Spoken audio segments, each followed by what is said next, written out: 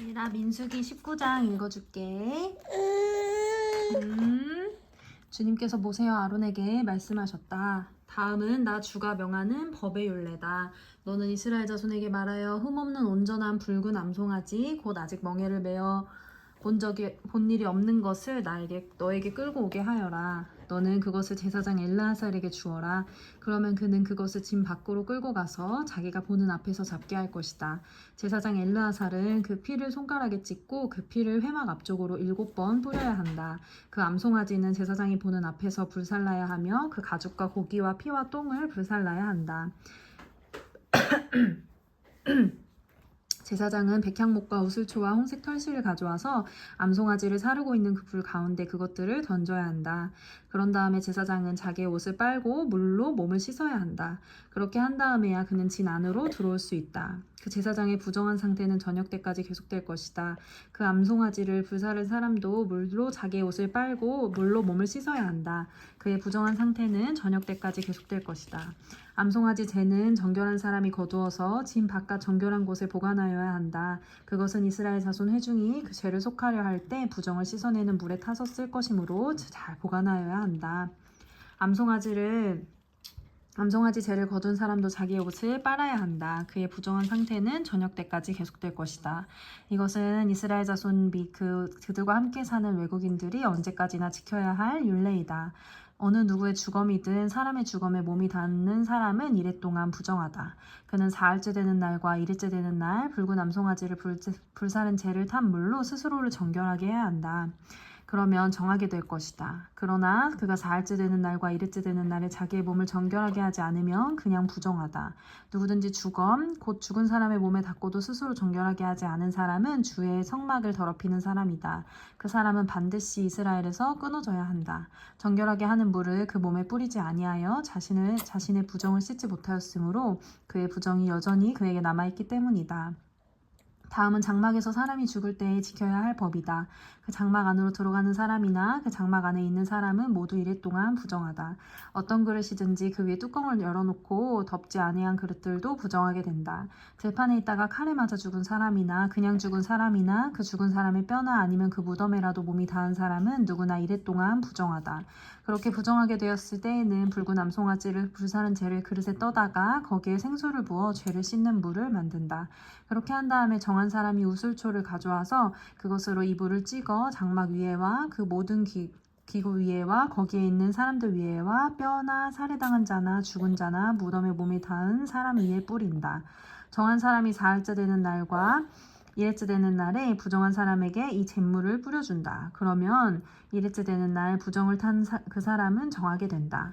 그는 옷을 빨고 물로 몸을 씻는다. 저녁 때가 되면 그는 정하게 된다. 그러나 부정을 탄 사람이 그 부정을 씻어내지 아니하면 그 사람은 총회에서 제명되어야 한다.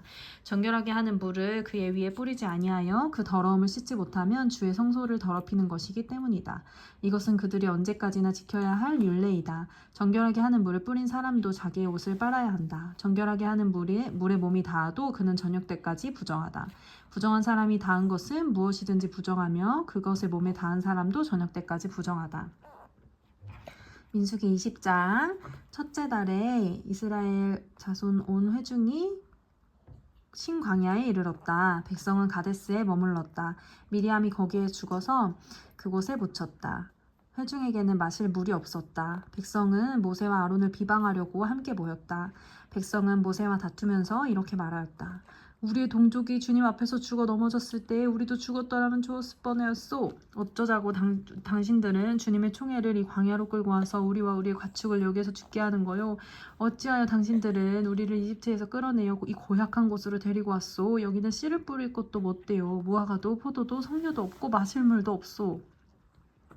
모세와 아론이 총회 앞을 떠나 회막 어기로 가서 얼굴을 땅에 대고 엎드렸다. 주님의 영광이 그들 위에 나타났다. 그때 주님께서 모세에게 말씀하셨다. 너는 지팡이를 잡아라. 너와 너의 형 아론은 회중을 불러 모아라. 그들이 보는 앞에서 저 바위에게 명령하여라. 그러면 그 바위가 그 속에 있는 물을 밖으로 흘릴 것이다. 너는 바위에서 물을 내어 회중과 그들의 가축대가 마시게 하여라. 모세는 주님께서 그에게 명하신 대로 주님 앞에서 지팡이를 잡았다. 모세와 아론은 총회를 바위 앞에 불러 모았다. 모세가 그들에게 말하였다. 반역자들은 들으시오. 우리가 이 바위에서 당신들이 마실 물을 나오게 하리오. 모세는 팔을 높이 들고 그의 지팡이로 바위를 2번 쳤다. 그랬더니 많은 물이 솟아나왔고 회중과 그의 가축대가 마셨다. 주님께서 모세와 아론에게 말씀하셨다. 너희는 이스라엘 자손이 보는 앞에서 나의 거룩함을 나타낼 만큼 나를 신뢰하지 않았다. 그러므로 너희는 내가 이 총에 주기로 한 그 땅으로 그들을 데리고 가지 못할 것이다. 여기에서 이스라엘 자손이 주님과 다투었으므로 이것이 바로 무리바 셈이다. 주님께서 그들 가운데서 거룩함을 나타내 보이셨다. 모세는 가데스에서 에돔 왕에게 사신들을 보냈다. 임금님의 형제 이스라엘은 다음과 같이 요청하는 바입니다. 임금님께서는 우리가 겪은 온갖 고난에 대하여 알고 계실 줄 압니다. 일찍이 우리 조상이 이집트로 내려갔고 우리는 오랫동안 이집트에서 살았습니다. 그런데 이집트 사람이 우리와 우리 조상들을 학대하였습니다. 그래서 우리가 주님께 부르짖었더니 주님께서는 우리의 부르짖음을 들으시고 천사를 보내셔서 우리를 이집트에서 이끌어내셨습니다. 이제 우리는 임금님의 영토 경계에 있는 성읍 가데스에 와 있습니다. 발 없기는 우리가 임금님의 땅을 지나가도록 허락하여 주십시오. 밭이나 포도원에는 들어가지 않겠습니다. 샘물도 마시지 않겠습니다. 우리는 다만 왕의 길만 따라가겠습니다. 임금님의 영토 경계를 다 지나갈 때까지 오른쪽으로나 왼쪽으로 벗어나지 않겠습니다. 그러나 에돔 왕은 모세에게 다음과 같이 회답하였다. 당신은 절대로 나의 땅을 지나가지 못할 것이오.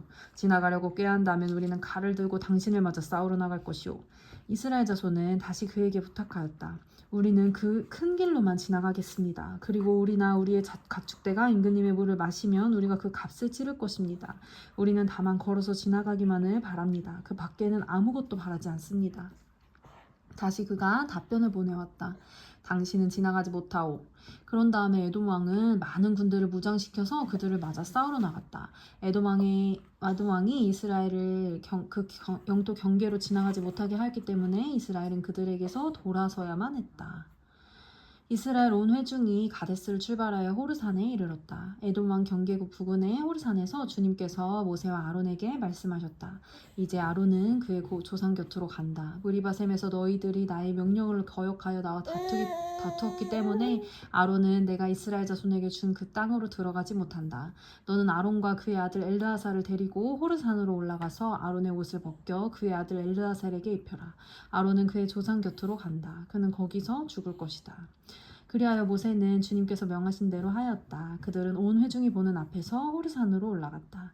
모세는 아론의 옷을 벗겨 그것을 그의 아들 엘르아살에게 입혔다. 아론은 그 산꼭대기에서 죽었다. 모세와 엘르아살은 산에서 내려왔다. 아론이 세상을 뜬 것은 온 회중이 알았을 때에 이스라엘 온 집은 아론을 애도하여 30일 동안 애곡하였다. 아멘.